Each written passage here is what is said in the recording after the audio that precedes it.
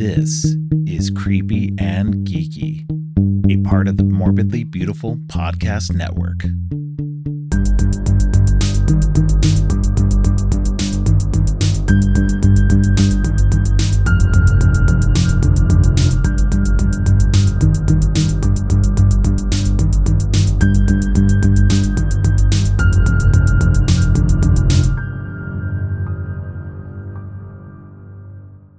Welcome to Creepy and Geeky.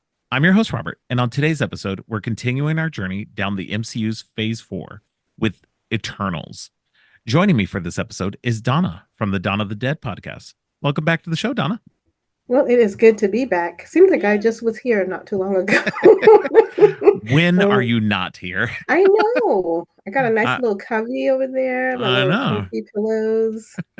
Right? Just hanging out. We're just hanging out. But yeah, so yeah, we are going to be talking about Eternals today, which is the third movie of the MCU's fourth phase 4, and the multiverse saga. But before we do that, we just had some news today, the day of our recording, that Scream 7 is back in production, and they not only got Neve Campbell back, but they also got Kevin Williamson, who wrote 1, 2, and 4. Mm-hmm. He's back to direct. He's not writing, which is a little weird. But probably because they already had a script in place, and so they're just like, we'll use that script, and then we'll get Kevin Williamson. So normally this would be cause for celebration, because seriously, as a Scream fan myself, I love that.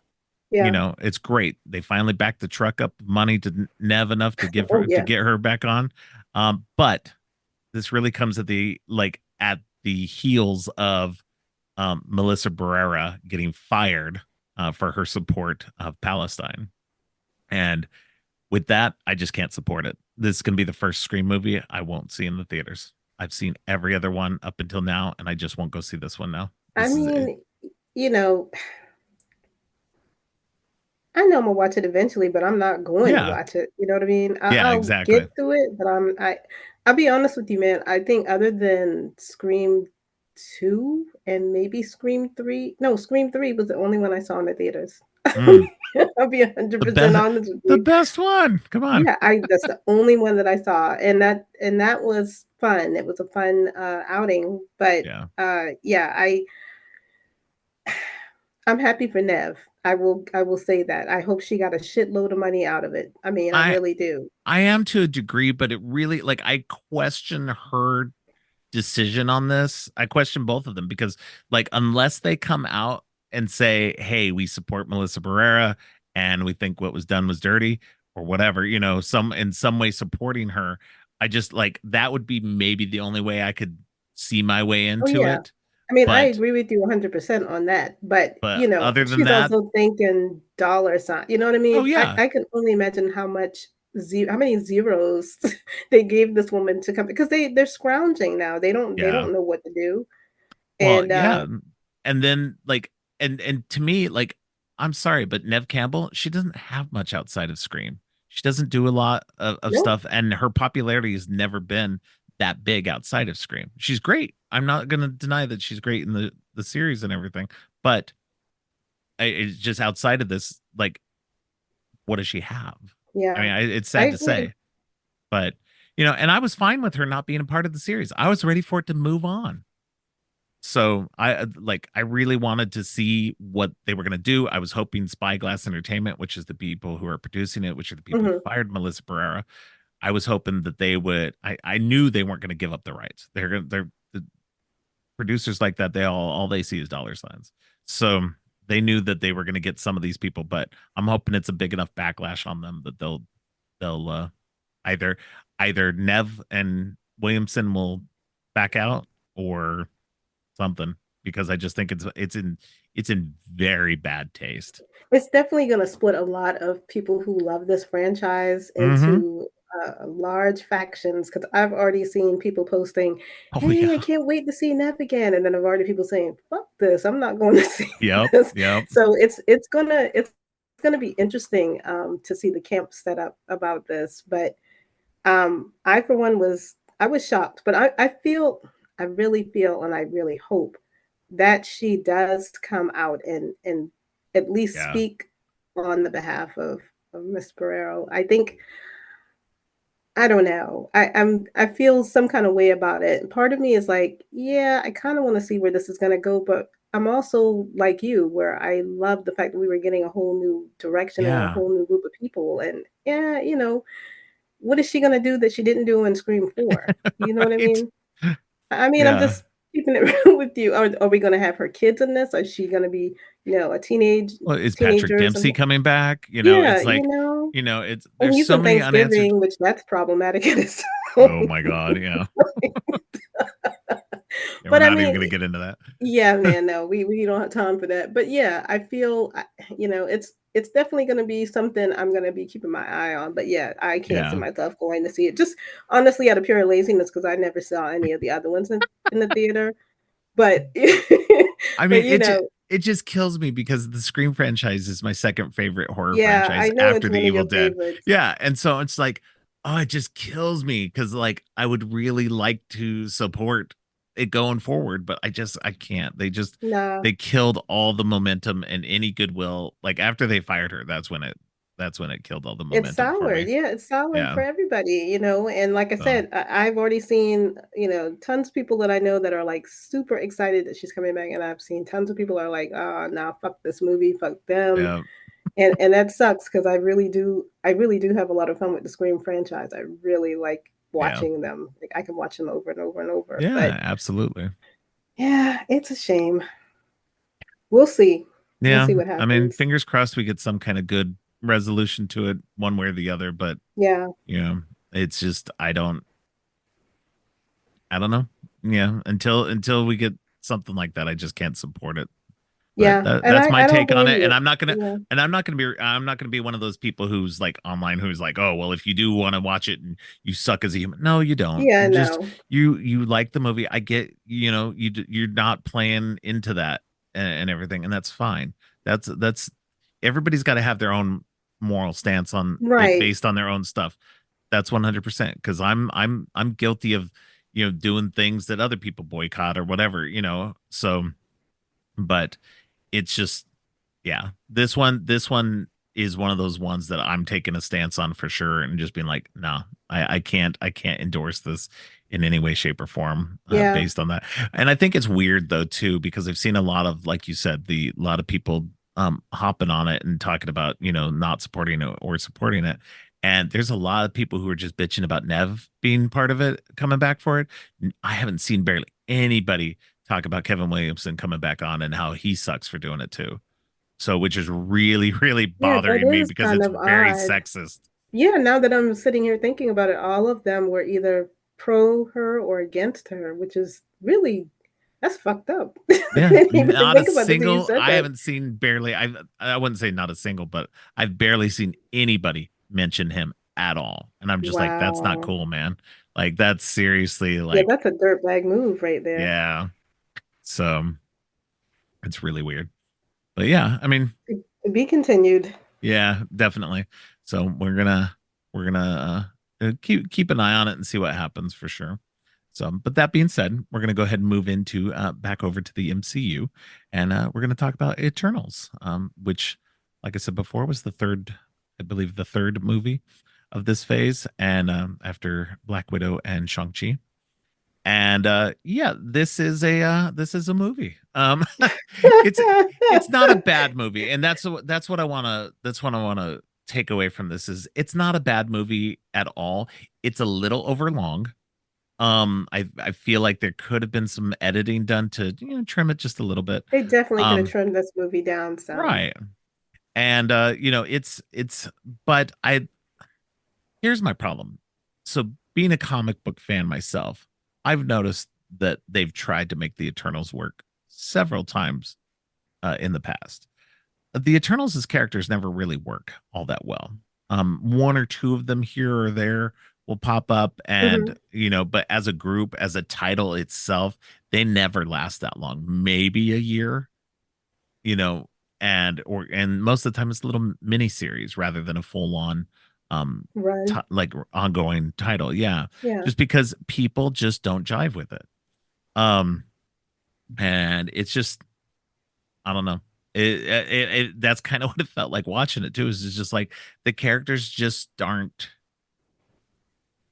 I don't know. I guess dynamic enough, especially when you take into account that Icarus is a Marvel version of Superman, Mhm. and Thena is basically Wonder Woman. Wonder Woman, Yeah, yeah. and Makari is basically the Flash. And so it's like so you have these characters that are very similar to other characters, and you're just like, I mean, We've seen it before, yeah. kinda. Yeah. And so I like the whole concept. Don't get me wrong. I do like the whole concept of the Celestials and all of that that's going on in this. There's some big heavyweight things going on in this movie. And I think that's also what kind of is like good and bad about it too is that it doesn't feel like your typical Marvel movie, and that's okay. Again, I'm more than happy to kind of stretch out and Mhm. try new things because I appreciate that when they take wild swings like this. But it was a wild swing, and I don't think it worked as well for everybody else either. You don't hear anybody barely talking about the Eternals anymore. So Yeah, that's kind of a that I've noticed that that's one of those Marvel movies that kind of gets put to the wayside. Nobody yeah, really mentions it, and then when you bring it up, you're like, "Oh, it was okay." yeah, It's never they weren't wowed by it. And I get what I get what you're saying because there is I don't want to say a disconnect, but you don't feel like these characters are say like the Avengers or even Guardians of the Galaxy. They don't right, have that familiar family kind of feeling or that roster feeling of people who actually care about each other, even though they right, do, it just doesn't come across that way. right. Well, and here's part of what I think is part of the problem too is that whereas most of the characters in the comic books and in the MCU themselves, they feel like real people. Hmm. Even when you are a god like Thor and Loki and everything, you feel like they're down to earth, real characters. Yeah, because they They're got real people shit going on. yeah, yeah, I mean, exactly. But the even Eternals, they don't seem like that. They seem like every moment you ever see them, they just seem like gods pretending to be humans.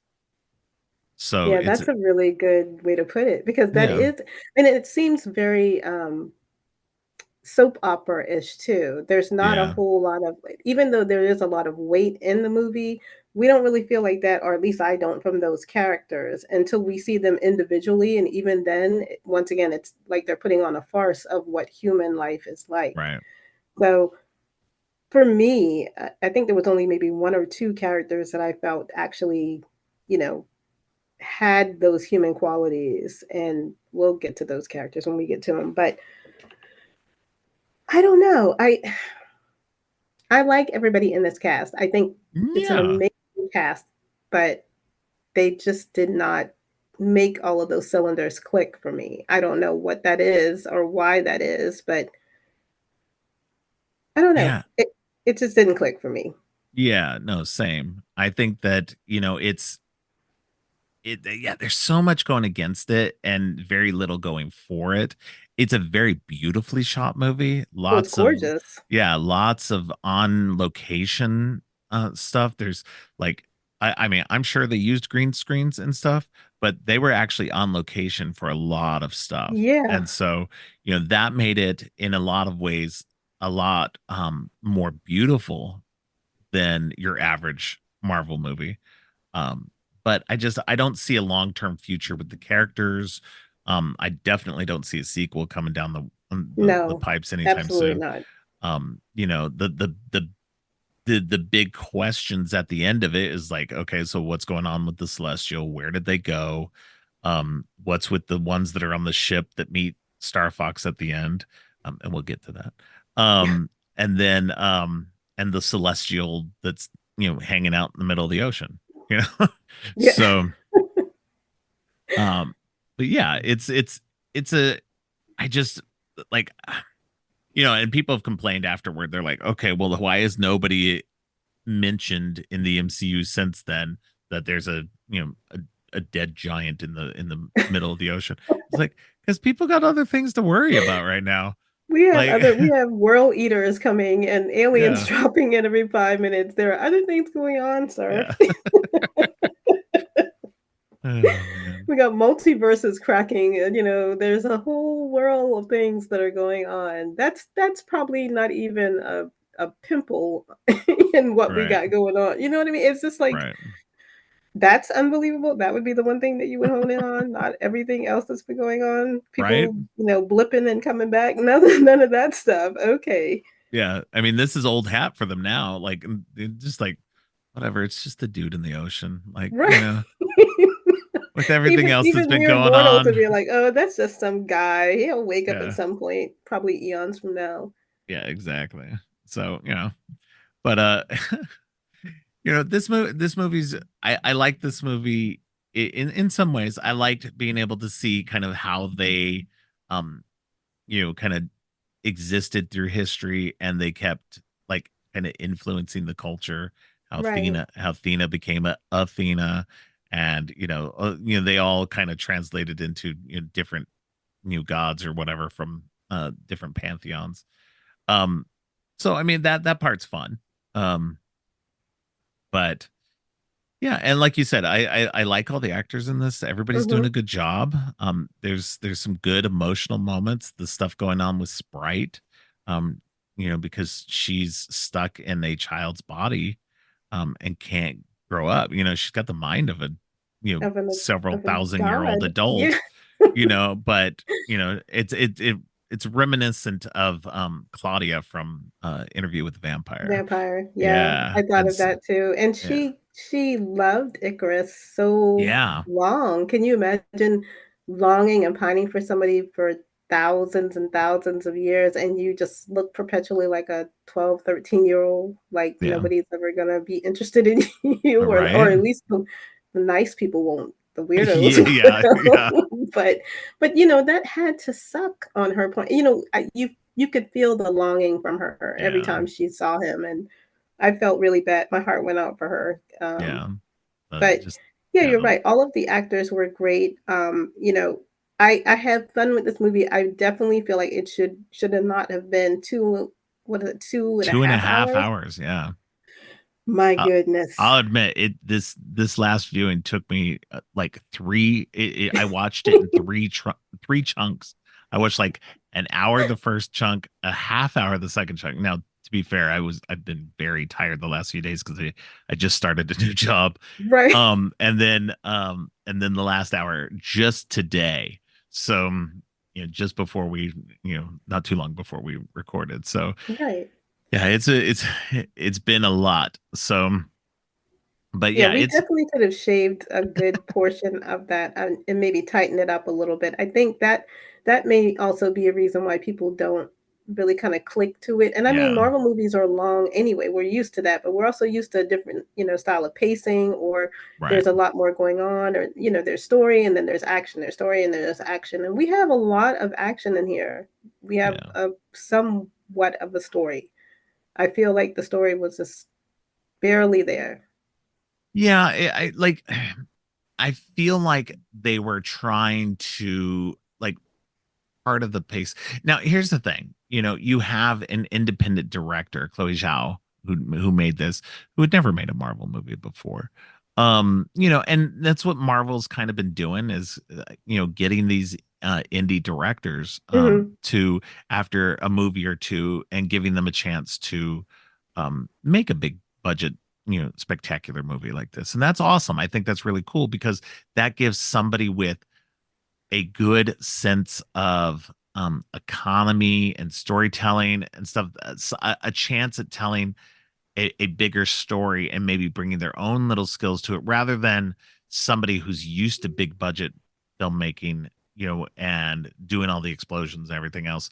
And you get more of a product. And I feel like that what they're doing with these is good because you're getting more of a director's um maybe not the full vision that they might have, but they're But you're getting a getting their chance. style and their Yeah, touches that, their cinematic touches that they wanna exactly. bring across the Because screen, which is beautiful. I mean, I think yeah, She made a beautiful film. Like I agree Absolutely. with you. I love looking at it. I love looking at the different locations, you know, the costumes, the everything about it is just very, very lush and beautiful.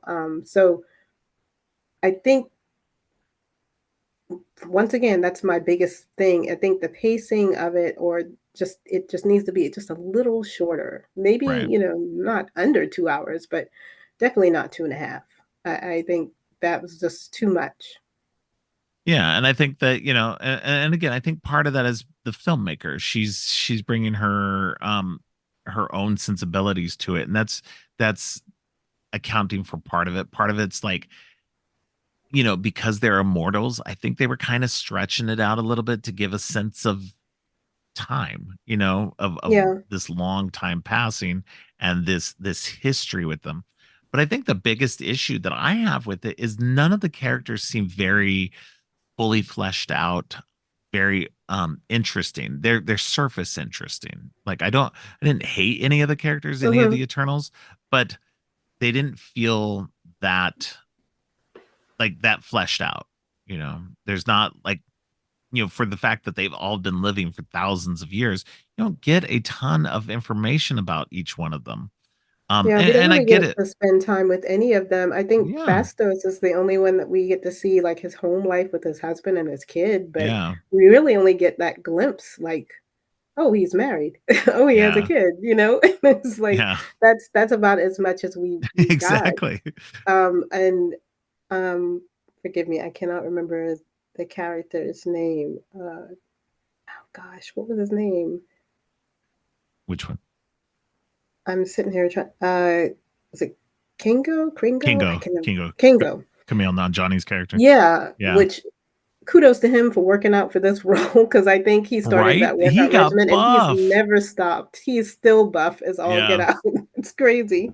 Um, He got but ripped. I love the fact that he yeah, obviously we knew he was gonna be some of the comic relief because he's a comedian, Yeah, but right. he did the only smart thing that I was so happy to see him. Finally, somebody who's immortal or has lived for a long time figured out, why don't I just make a lineage of actors? This is Right. my great grandfather. This is my great grandfather. Right. This is my father, and this is me. And I thought, that is the smartest thing. Why has no one ever done this? Especially with him in Bollywood. It just makes perfect sense. Right. But, you know, he at least found his place, even though it was to make lots of money and, you know, to reap all of the good stuff. He Yeah. was at least enjoying it. Like when she said, "Go and find your way or find your purpose and find what you want to do," and this is what he wanted to be an actor. Why wouldn't you Yeah. be? You can't get hurt. You could do your own stunts. You could, I mean, you essentially Right. could do whatever you want. Um, I think Well, I he want was to the get one into that had that you them. can't get hurt thing because people, these Eternals get hurt quite They get often. hurt, yeah, but they had somebody that could heal them They for a did. short Yeah. time. Yeah. So, But yeah. um, but yeah. So one of the things we didn't talk about was the deviants. What's your take on Yeah. the So, and deviants? that's the other issue I have with this because I mean, ultimately the deviants, they're supposed to be the big bad for the thing, but the big bad really isn't them. Right. We'll get into that. But the deviants are, and the deviants in the comic books are different. They are similar in nature, they're creations, but they're just like they're kind of malformed humanoids mostly. Mhm. They're not like these weird, wire creatures. Um, and so, so you get, and sometimes you'll get a deviant who actually looks okay, looks fairly human for, their race. And so it just kind of depends on the whole thing. But it's actually a race of people. And so it's a lot different than these creations that were meant to just kind of scour the earth. Um, just to create conflict, which we find out later. Um, but I I don't know. I found them to be disappointing because it felt like going back into what is one of the biggest criticisms that people have with Marvel is the generic horde of villains, the horde type Mhm. villains like the Chitari Right. or the Ultron, the Ultron, the sub Ultron bots. Um, but so I that's where I felt like they were just kind of even when you got to the big one who could talk and think and everything, it just it didn't feel like, again, it wasn't fully fleshed out. Like they everything in this movie is so surface level, Hmm. that it's just disappointing. And I know they're telling this bigger overall story, um about the Celestials and everything else, but like to sacrifice the rest of that for that part of the story just felt, I don't know, wasted. There was nothing to hold on to character wise.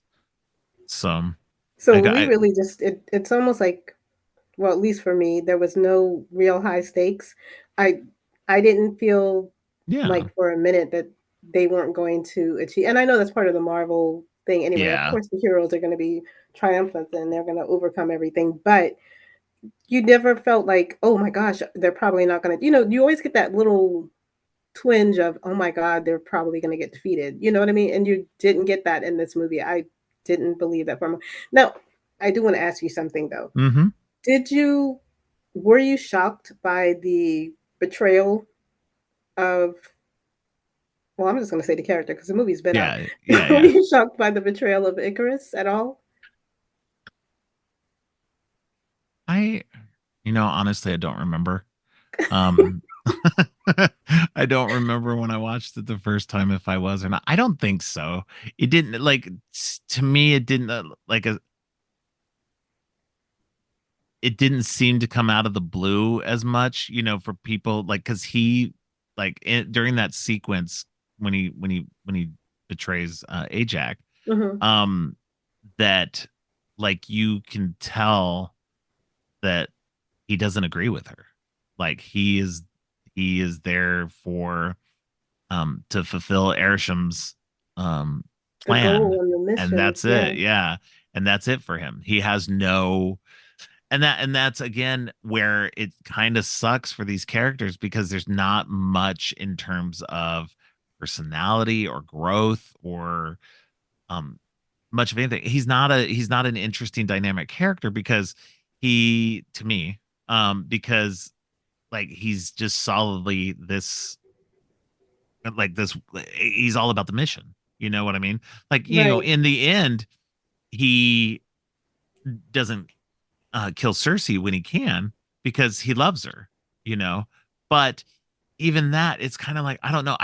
I never really felt their love story was really that No. great either, which was like crazy. And to me, it felt like for him, it was always part of the mission. Even the love that he felt for her was part of the mission. And Yeah, I so could like see that. I never felt like he truly really loved her, even when he didn't kill her. I feel like, that was at that point he was just like, it's the I failed, and whatever. And maybe at the end he did. Maybe at the end he reconciled that, but But up it still until didn't that come point, but across for that five, that yeah, but way. for 5,000 years he was all about the mission and was about to kill her and was about to kill all of them. And so it was just like, I don't know, dude. It's just like, yeah, I didn't feel like he was. It was not a shock to me. What about to you? It was a little shocking for me just because I wasn't expecting it, and Right. I was kind of like, "Why? Why would you?" I think because we saw everybody else actually, with the exception of maybe Sprite, who was living with. Why can I not remember these characters' names? I just saw this. Cersei. Yeah, so Sprite was living with Cersei in London or whatever, and everybody got a piece of their own life. Yeah. And even Droog, who was doing the whole cult leader thing, but Yeah. everybody got their own life, and we never saw Icarus. We never saw what he was doing outside Yeah. until he came back. So that right there should have given me a kind of a heads up, and it just so happened that he showed up when the deviant showed up. So I don't know why I didn't piecemeal Well, that together, but and not only that, but we never, even after you get the reveal of the whole um thing with him and Ajax, we never got any part of his past about what he'd been up to right. previous to that. Like there's no, like he exists as nothing except for to fulfill that To mission. So fulfill that mission. what was he doing for the last couple of hundred years that he wasn't with Cersei? And so it's like, I don't know, it's very odd, very like and I get it. There's so many characters to juggle, and you can only give them so much story time. So, and I think that's where it kind of it fails is there's just too much going on, but so little with the characters. The Yeah, bigger, they really aren't fleshed out yeah, enough for us to really be invested. I think that's the other thing. Nobody, we're not really invested. We get to see some of them having issues with certain things. Obviously Droog with the war, and he was tired of people killing each other, and that right, he could essentially make mankind peaceful, but she's like, no, we got to let them figure out their own way, and he was just not having that. So right, I thought it was nice to see that, even amongst them, they felt for these humans, and they felt bad that they had to do all of these things just to catch up. right. Um, yeah, I wish they had been fleshed out a little bit more. And I agree with you. We're definitely probably not going to get a sequel anytime soon, if we No, ever get one. I mean, I Yeah, could see some of the characters popping up, in maybe an Avengers movie or something else down the road, being a side character. But I can't see them ever getting a full on another movie or anything ever again. which is Um, terrible because of the way that yeah, it ended. I mean, yeah, it just I ends with know, you like wanting to know what's going to happen. Like, right? where did they go? What's going to happen? Um, Yeah, I don't know. I don't want to. I'm not saying I hated it. Because I don't hate this movie. No, I think yeah, it's a really fun movie, but there are some things. Once again, it just feels kind of a disconnect. But she wanted to tell this tale, and I'm glad that she did, because she did have her yeah, own voice on what she wanted to say about these particular group of heroes, and it is all very lovely and lush, and we've got all these great actors. So it's definitely one that needs to be in your Marvel collection if you don't already have this one. I yeah, would I would definitely have it, just because I love all of these actors, and I do love seeing them. I just don't buy the idea of them kind of being on the same level, or kind of how we have Guardians of the Galaxy and they feel like a family. We have the right. Avengers and they feel like a superhero group of people who care about each other. This one, they seem like they care about each other, but just barely, you know? Yeah, yeah. No, and that's what comes off weird too, is like they care, like they seem to care about each other quite a bit. And but again, for people who've been a family for thousands of years and everything, but don't get me wrong, family is family and Well, that's it's true. good and bad. So, Yep. so I mean, in some ways, yeah, it does feel like family. So, it's you go off and you do your own thing, you don't talk to each other for 1,000 years. That makes And then sense. you come back, yeah. Yeah.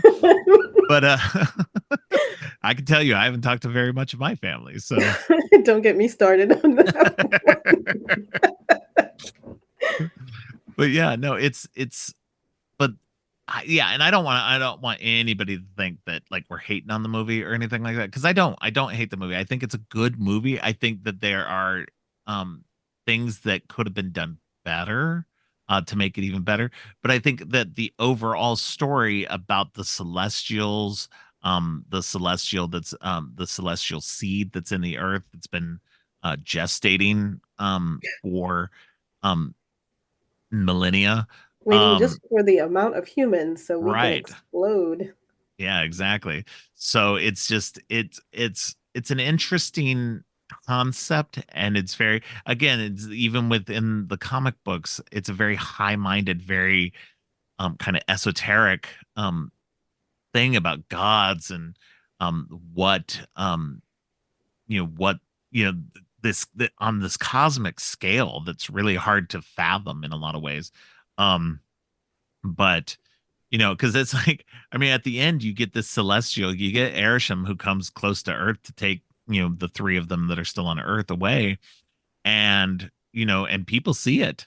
I mean, you can't not see it. Whatever hemisphere that was at the time, that the Eastern hemisphere, I guess, um, that saw him, like, I don't know, that would fuck you up.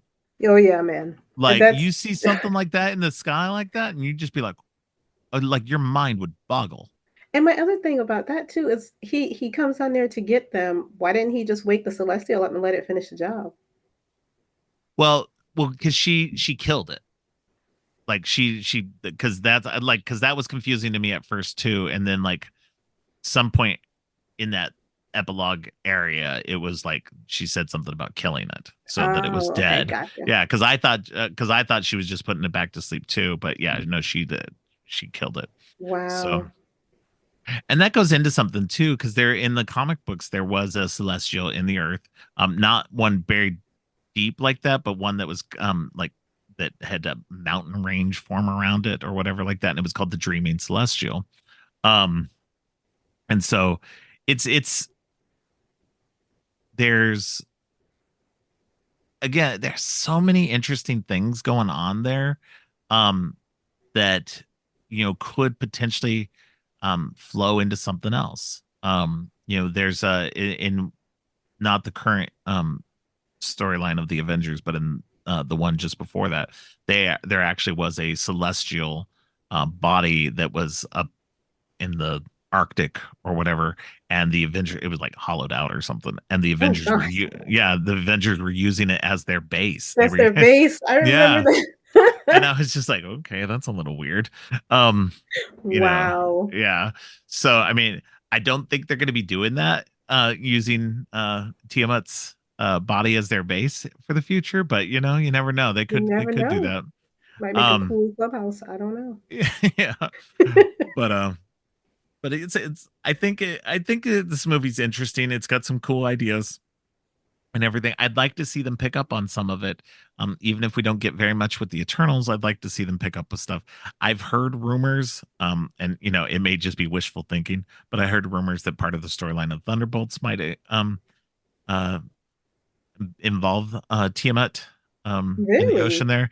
Yeah, but I mean, give that a huge grain of salt because that's been a rumor for years. Oh, okay. So, yeah, I would give that a huge grain of salt because you never know. Like that kind of stuff comes out and then it gets changed anyway. So, uh, but yeah, so I mean, it would be interesting, but I hope some of this stuff eventually gets picked up in some way, shape, or form.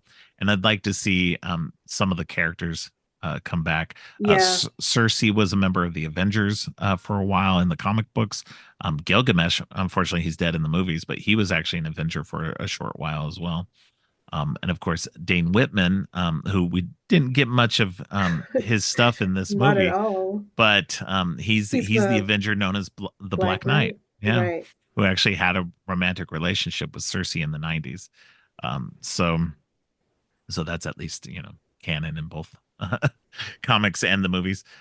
So it'd be interesting, and I think that's when we talk about future Avengers projects, I always forget. I like that's what's unfortunate about this movie. That it's like I forget about certain aspects of it, and I forget that Dane was in this and that he is a potential future Avenger Right. that we could be seeing in an upcoming Avengers movie. So, uh, but another aspect of that as we get in the after credits scene, we get him, looking at the ebony sword, that will be basically turning him into the Black Knight. But we get that little audio cameo of Mahershala Ali It's as Blade. Blade, even though Yeah. it's like the weirdest cameo. It's like what number one, why Blade? And number two, like just because he's got a sword. Um, and and number two, like um you're gonna have him cameo just as a voice cameo and like be the most like unrecognizable um like cameo aspect. I mean, you know what I mean? Like if you didn't recognize his voice, and I didn't when I first heard it, I was like, huh? What? Who Who's was talking talking to to him? him? Yeah. Yeah. And then I found Yeah. out later everybody's like, oh, that's Blade. And I'm like, But how okay. are we supposed to know But that? I mean, one, how are we supposed to know? And two, why? Why Blade? I agree. Like, what? Why though? I mean, like I'm maybe in the comic books. Maybe I haven't read them, but maybe Black Knight fought vampires too. I don't know. Um, so yeah, it was definitely a weird aspect of the movie. But the mid credit scene actually had Pip the Troll and Star Fox, and Star Fox is Thanos's brother. And Star Fox himself is also a an Avenger, or has been an Avenger in the past. But he is basically it. His appearance in this um, tells us about the offshoot Eternals that lived on the moon Titan, and that's where Thanos is from. That's the scenes in Infinity War where the Avengers and Guardians of the Galaxy fight Oh, Thanos. wow. So that's the place where they come from. So they were like a offshoot that broke off from the main Titans and went off to live on their own. So it's a it brings up a lot of interesting implications about all that. Are we going to see some of the other Titans? Possibly not, because I'm assuming Thanos killed them all. Probably. Yeah, and I and Pip, mean, but it does yeah, leave you wanting more of because like you're right, like we don't know, for people who don't know the Black Knight, or they don't know that that was Blade, and then yeah, how does that all tie in together? We got Pip the Troll, which yeah, was really yeah, cute to yeah. see. No, and And I who like Patton Oswald, so that I was was going to say it was yeah, yeah, Patton, right? I knew it was yeah. somebody. Yeah, and Um, I like Patton Oswalt, so that's a great cameo. It's a great little bit, and it brings another one of the Infinity Watch characters. I think the final Infinity Watch. No, at the time he wasn't the final one. That was Adam Warlock. Um, but yeah, so we got and for anybody who doesn't know, the Infinity Watch is a group of characters that was Adam Warlock, Gamora, Drax the Destroyer, and Pip the Troll, who were all who kind of palled around and fought Thanos in the 70s. And yeah, I think it was 70s. they weren't known as the Infinity Watch at the time. That is what they became after the events of the first Infinity Gauntlet storyline, which is what some of the Infinity storyline in the MCU was based on. Um, Definitely go check that out if you're interested in the movie. Um, then, but yeah, so Pip the Troll is an interesting character. Pretty much he's as depicted on the screen is pretty much kind of how he is on the thing in the comic books. He's just a drunken, loutish troll guy. So, but Everybody it has to have one. You have to have one little yeah, smart mouth, tiny man. yeah, Rocket Raccoon, Pip the yeah, Troll, exactly. usually Wolverine. Um, Yes, tiny man with an I attitude. I really really want them to get a short dude for Wolverine. They Like need to get a I would short dude for love that, Wolverine. because Wolverine's like 5'3" in the comic books. I would And that's love to why we see, love him. yes, like because he's scrappy and mean, and like you're a short person, I do know, and that's why all he's that my compacted favorite. rage. But yeah, this film, I I would implore people to enjoy it and watch it, and just kind of, maybe they'll get more than I got from it. And maybe it's just because I'm not that invested in the Eternals comics. But apparently that's not the case, because I think you said that reading them didn't change anything for you. Like this. Right. Hmm. Yeah, it's the Eternals comic books. If you do want to go check some of them out, the Eternals was created by Jack Kirby. It was one of the last things he did for Marvel, I think, or not one of the last things, but I think he left Marvel, went over to DC, created a bunch of new stuff at DC, like the New Gods and the Forever People, and then came back to Marvel, created the Eternals. I believe that's the correct sequence of events. If I'm wrong, listeners, please tell me. Um, I'm willing to admit that I'm wrong. But yeah, and so then they popped up in a Thor storyline a little bit down the road. And then they just kind of they pop in. People use some characters here and there, like Icarus will pop up in a couple of places. Cersei, like I said, Cersei and Gilgamesh were Avengers for a time, and um and then they got a big, not a big one. It was like a 7 issue miniseries by Neil Gaiman uh, and John Romita Jr., which kind of redefined them for the modern era. Hmm. And it was a good series. And then they got another series a little bit later. And then right around the time this movie was coming out, they got, or a little bit after the movie came out, they had a new series going on that was pretty good. It was pretty good. And it led up to a big Avengers X-Men Eternals event where the celestial that the Avengers were using as their base um like came back alive Oh wow. and yeah, and judged humanity um and judged each person individually. So it was crazy and weird, and like all events a little too big and overstuffed. uh Oh but my goodness. yeah, so it was interesting, but the Eternals um uh that Eternal storyline was pretty interesting.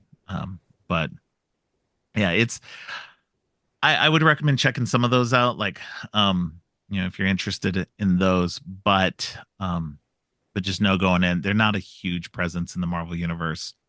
Right after that series ended, they kind of vanished again.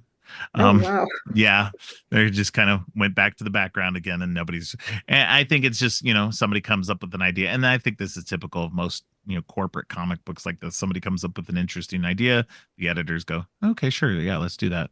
And then they put it out for a little while, see how the sales do. They do okay, they spin it out as long as possible, and then it goes back back to the background again. Yeah, that So sounds about right. yeah. So I mean, and you can see that too. Like, they're winding down the Krakoa era of X-Men right now, which has been, pretty hit or miss. But I think the overall concept is very cool. Um, but they're about to wind that down, and it feels like they're kind of maybe stepping back to kind of, I may be wrong. But it feels like they're stepping back to status quo X-Men for a bit.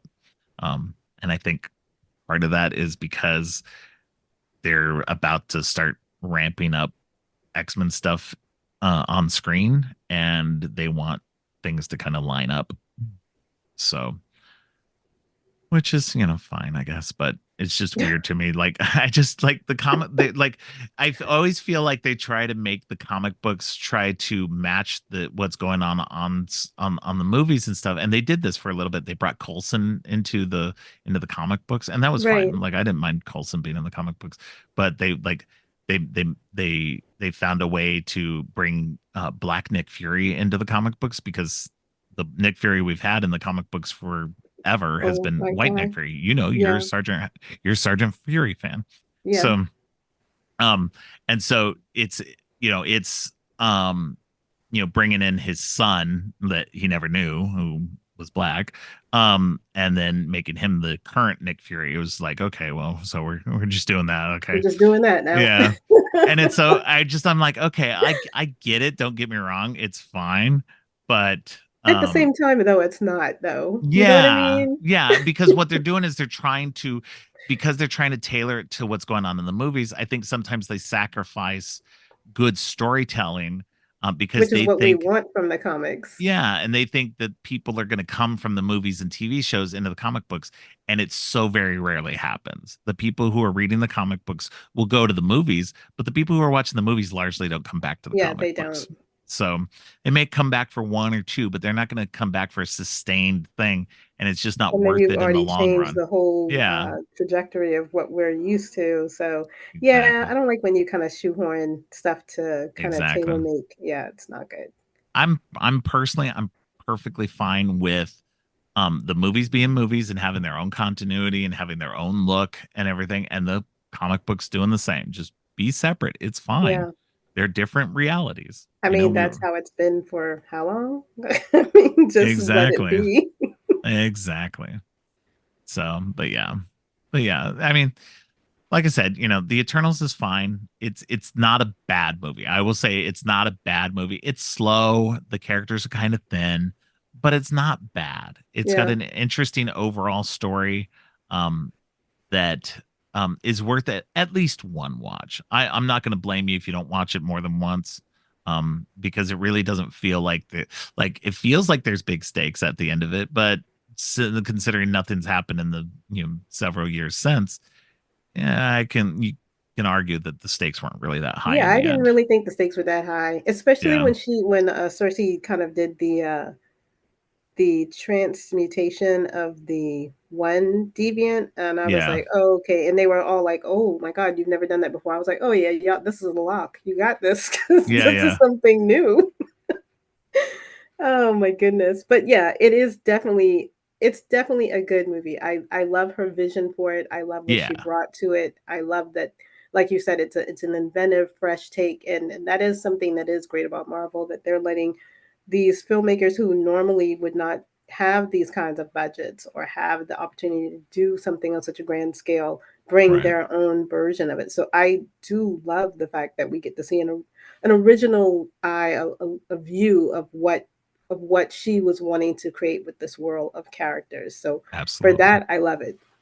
Yeah, no, I agree with you. I think that that's ultimately where like I land on it too, is like keep bringing in the indie directors or the directors, and they have. I mean, Hmm.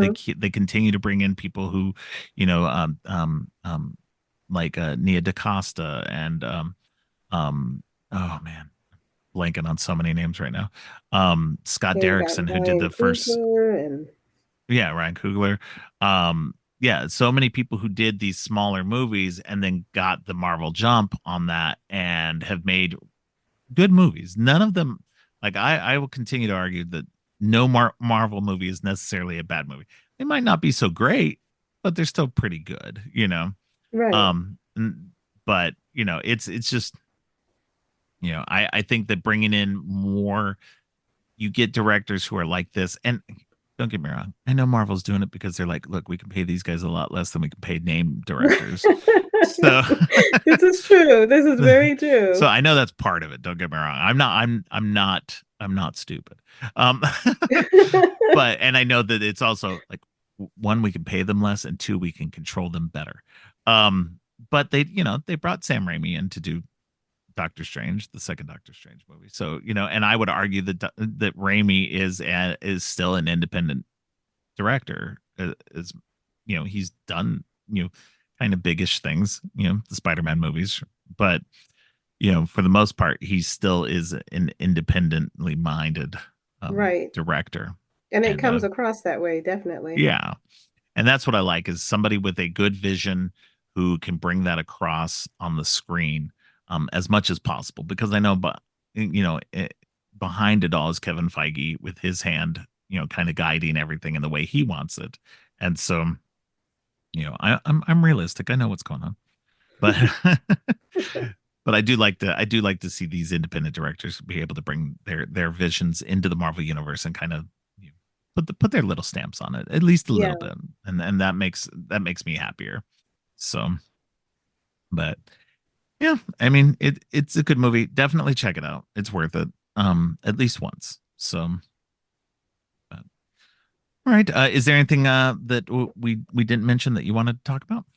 No, I don't think so. Just stop putting Harry Styles and everything. Oh I my don't wanna God, see please. it. He's not that good of an actor. Like I would have He like really isn't. I was gonna mention that. Like I was happy to see Star Fox, but not played by Harry Styles. Come Yeah, on. You could man. have gotten anybody else. Anybody would have been better, Come on, but Zac Efron, man. Come on. oh yes, definitely. You're gonna get a pretty guy. Get Zac Get Efron. that guy.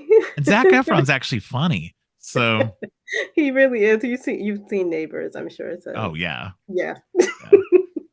Dude, I love it. I love that he's like, he plays these serious things. He was just in Iron Claw, and now he's in this other movie, Ricky Stenicki, where it's like, Oh, a I gross. saw that. I haven't seen the movie yet, but the trailer looks wild. No, I haven't seen the movie, but It's a I'm Peter definitely Farrelly watching movie. it. So Yeah. like, it's one of the Farrelly brothers. It's like, it's gonna be gross. It's gonna be gross and it's gonna be hilarious. Yeah. But But yeah, stop putting yeah. Harry Styles in everything, please. Yeah, That's all dude I cannot ask. act. Ugh. That was one of the that was like that's what killed me for Don't Worry Darling. Like I like that movie, but it was like, dude cannot act. Please get Yeah, somebody else. But I'm not a fan. thankfully that was a Florence Pugh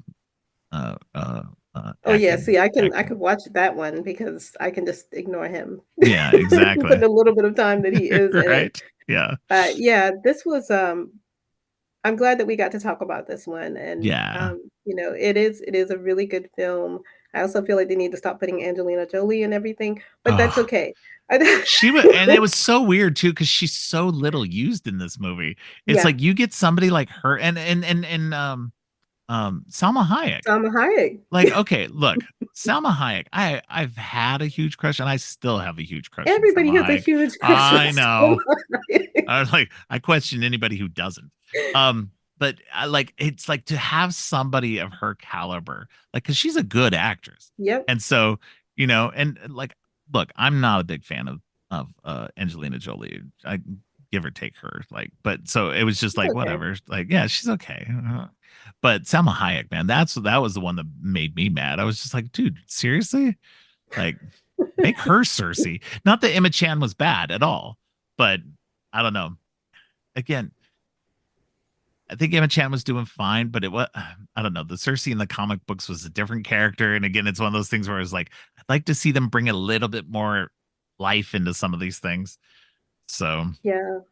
but It is what it is. I agree with you, especially with yeah, Selma Hayek. I feel like she was very underused, but underused as hell. Yeah, but yeah, definitely watch it. We keep going back to that, but I I know. don't have anything else to say about it. Honestly, I think it's a fun watch. I do enjoy watching it, and Yeah. this time when I watched it to prep for talking with you, that was only the second time I had watched it. So I Oh, do okay. see myself going back to watching it again because I just really like the actors a lot, and I have a lot of Yeah. fun with the ones that do have a little bit more going on. It's I just feel like it's a movie you can put on the background and, like, enjoy it for what it is, but just put right. it on in the background, do some stuff, And then you if you know. get up and make a sandwich, Yeah, you'll you're be not gonna miss fine. much. Yeah.